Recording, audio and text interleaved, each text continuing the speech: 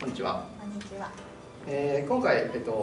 ミナーに参加していただいたんですけども、このセミナー参加前は、どのような不安がありましたか？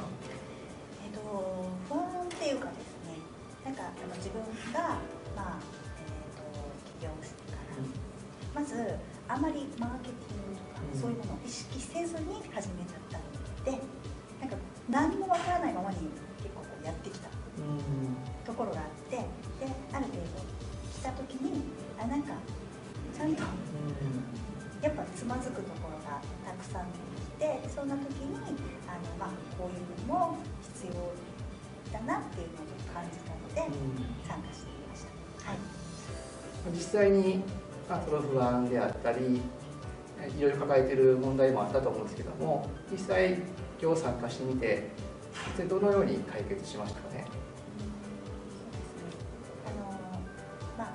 やっぱり自分がどういうものをできるのかとか、どういうものを求めら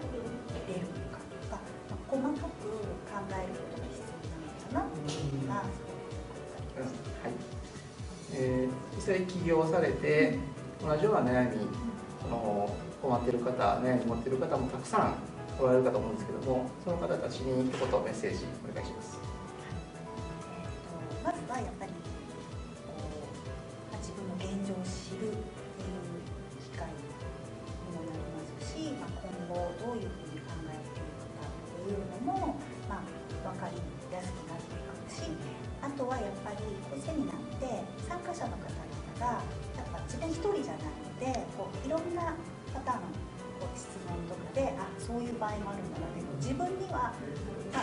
想像つかなかった質問とかでも気づくこととかもできるので、そういうのがセミナーとかで、他の方々と一緒にお勉強できるっていうのはすごくいいかなと思います。はい、ありがとうございました。はい。